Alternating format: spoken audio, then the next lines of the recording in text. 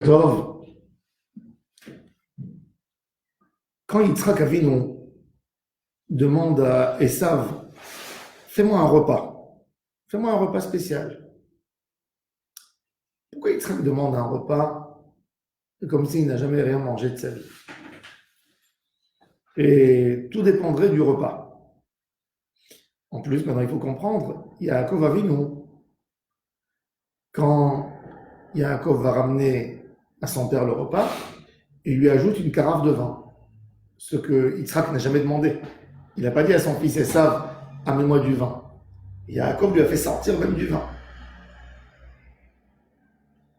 Alors la réponse, c'est que du moment quand Abraham a sacrifié Yitzhak, Yitzhak avait perdu sa vie.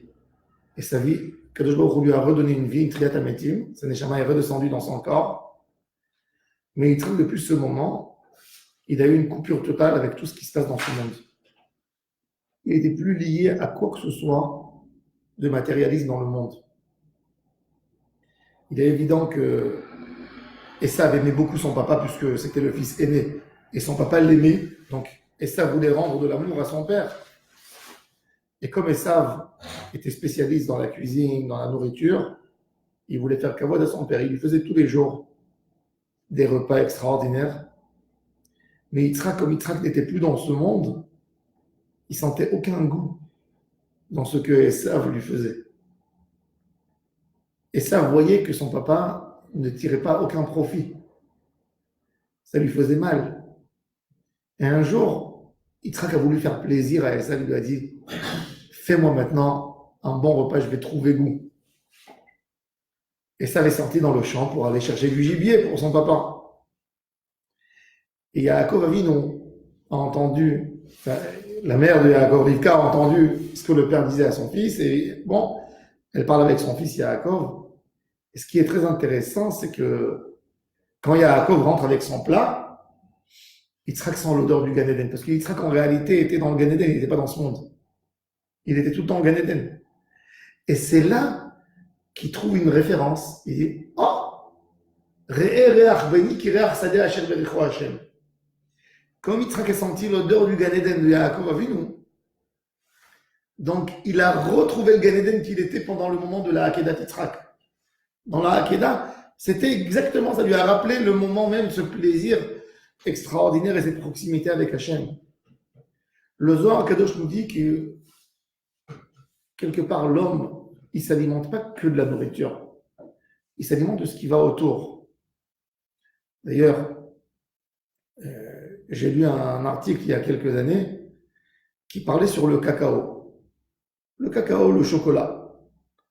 Alors il y a des paquets de chocolat que c'est écrit dessus, ça a été ramassé par des gens en Afrique, en Amérique latine qui n'ont pas été exploités et qui n'ont pas eu ça, et le cacao a été bien traité et il n'y a pas de souffrance, et dans l'emballage ça ne gâche pas l'environnement, et tu payes sur ce chocolat une fortune.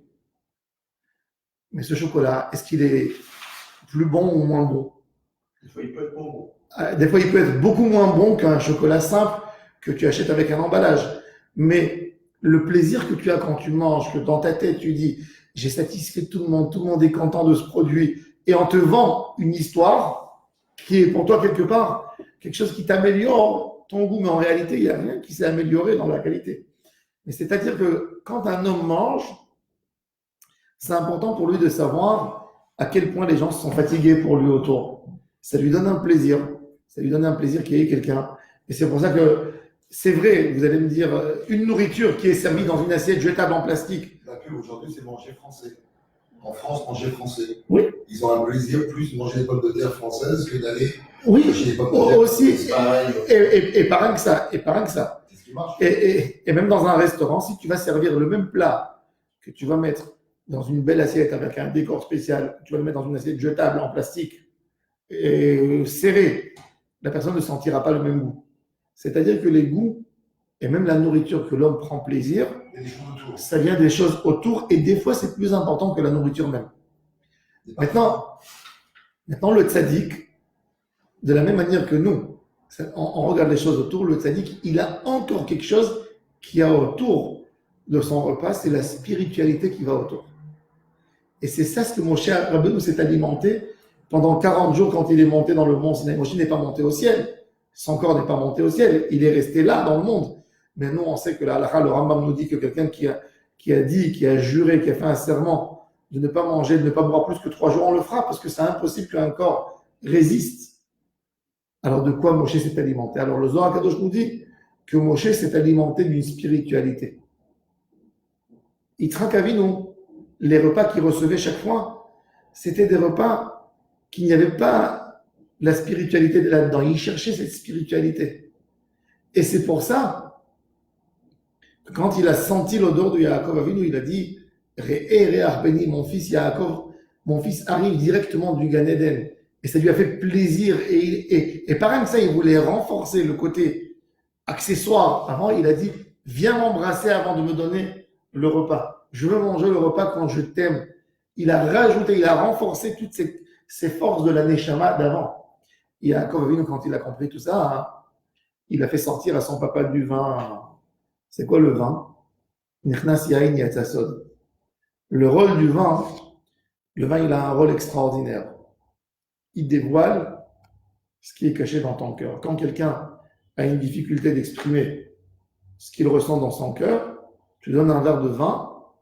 Le vin a cette qualité extraordinaire qui peut faire sortir de l'intérieur. Comme que la Gemara a dit, le vin te fait sortir tes ennemis et te fait découvrir tes amis.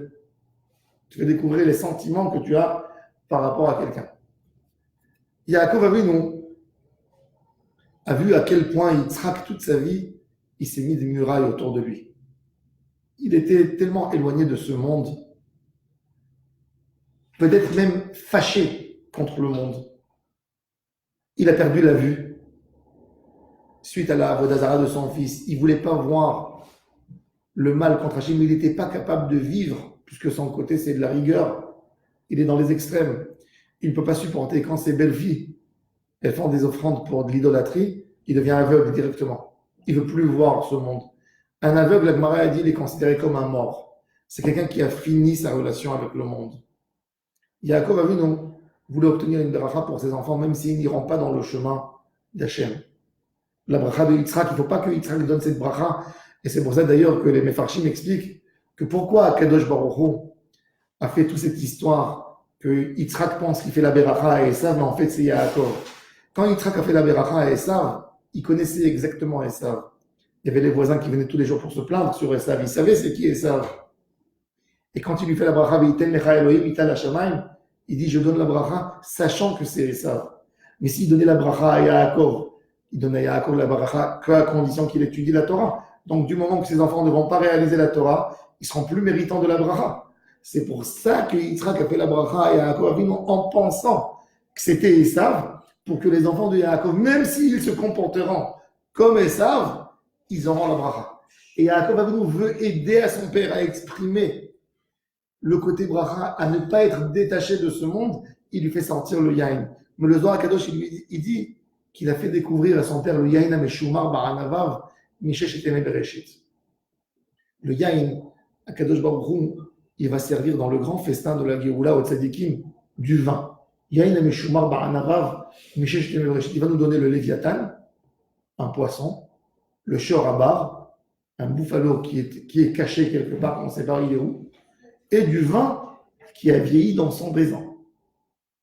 Tous ces inanimes, c'est d'avoir une sorte, nous l'homme dans le monde, on s'imagine, on se fait des idées, c'est quoi le plaisir? Alors, tu dis à quelqu'un, pense sur une nourriture qui te fait plaisir. Il pense directement sur une entrecôte ou sur un plat exceptionnel que sa mère faisait, qu'il aime bien.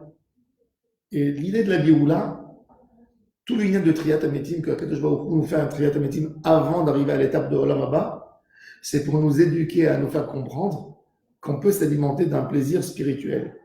Qu'on n'est pas obligé, que le plaisir n'est pas obligé d'être matériel. Tu n'as pas besoin de sentir une entrecôte qui passe de ta bouche à ton palais et qui passe dans la gorge. Comme il dit le Ramchal, il dit un plaisir de 5 cm. Puisque tout le plaisir de l'homme, il commence et il termine du moment où la nourriture est rentrée dans sa bouche, il a senti dans son palais, après elle est descendue dans la gorge. Quand elle est déjà dans la gorge, Il n'y a pas de différence si tu manges du foie gras ou tu manges un cornichon, c'est pareil. C'est quelque chose qui passe dans ta gorge et qui te donne, qui essaie de te rassasier. Il n'y a rien de plus. Et Akadosh Baruch Hu va nous montrer quelque part comment se diminuent cette idée on a pensé que c'était indispensable pour notre vie, comment on peut vivre autrement. Le Yain HaMeshumar Ba'anavav Misheshtem Bereshit, ce vin, c'est qu'Akadosh Baruch Hu va nous faire sentir la force qu'il y avait en nous depuis Shechem et Bereshit qu'on n'a jamais exploité. Et quand on va boire ce vin, en fait, on va retrouver des forces extraordinaires de la Neshama que nous n'avons jamais utilisées. Donc, Yaakov Avinu, cette rencontre entre Yitzhak et Yaakov veut essayer de donner à son papa un point de repère avec le moment de la Akedat Yitzhak. Puisque Yitzhak veut se référencer au Gan Eden, parce que regardez, c'est extraordinaire. Si Yitzhak dit je sens l'odeur du Gan Eden, c'est-à-dire qu'il sait c'est quoi Gan Eden. Un homme ne peut jamais dire dans les odeurs, quand on dit ça me rappelle une odeur, c'est toujours référencé aux premières odeurs que tu as senties dans ta vie, ou à un goût salé sucré. Toutes les choses, c'est parce que j'ai goûté c'est quoi du sel et c'est quoi du sucre, mais si quelqu'un n'a jamais goûté de sa vie du sel, il ne saura jamais c'est quoi salé. Donc quand Yitzhak il parle, il dit que l'odeur de Yaakov Avinu c'est une odeur de Gan Eden, c'est qu'il sait très bien de quoi il parle. Il parle de Gan Eden parce qu'il était au Gan Eden, ce qu'Abraham Avinu n'a pas fait. N'a jamais été au Gan Eden, Abraham Avinu. Mais Yitzhak était déjà au Gan Eden. Donc, dès que Yaakov Avinu entend cette histoire, il essaie de remettre son père dans un moment de Gan Eden. Et il lui donne le vin qui va le ramener, qui va essayer de lui faire sentir ses forces extraordinaires. Et là, Yitzhak fait sortir, Yitzhak qui est rigoureux, qui fait sortir son côté miséricordieux. Le fameux Yitzhak qui est tellement rigoureux, qui a dit avoir donné toute la bracha qu'à un enfant et pas à deux. Ce Yitzhak que quand il a eu Esav et Yaakov, il a nommé Yaakov les restes. Il a appelé Akevaim, Prinat Akev de Esav. Il voulait même pas lui accorder quoi que ce soit. Ce fameux Yitzhak, il retrouve en lui le côté extraordinaire. Et ça, c'est le côté du Tzadik. Ça, c'est le côté de Avodat Hashem qu'on a besoin en réalité de découvrir en nous. Yaakov qui était Prinat Shalem, Bechir Sheba Avot, la Shlimut de Yaakov Avinu. Elle est là pour essayer de retrouver la shlemut de notre neshama. Yaakov Avinu, il a passé des histoires. Yitzhak a voulu donner tout à un enfant et pas à deux.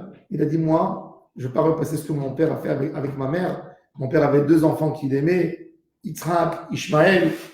Moi, c'est un enfant. Mais Yaakov Avinu, la force de Yaakov Avinu, c'est la force de découvrir dans chacun un monde extraordinaire. Yaakov Avinu, il a eu Reuven qui lui a fait du mal avec Bila.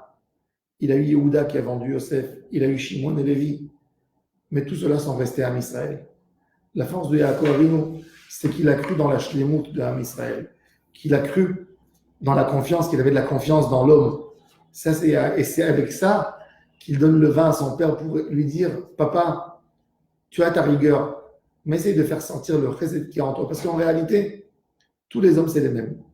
C'est l'apparence qui est différente, c'est le cadre qui est en nous, mais la neshama, c'est toujours la même. C'est pour ça qu'on dit qu'il ne faut jamais perdre espoir, même du plus grand rachat de Ham Israël. Parce que même ce rachat de Ham Israël, en réalité, il a Abraham Avinu en lui.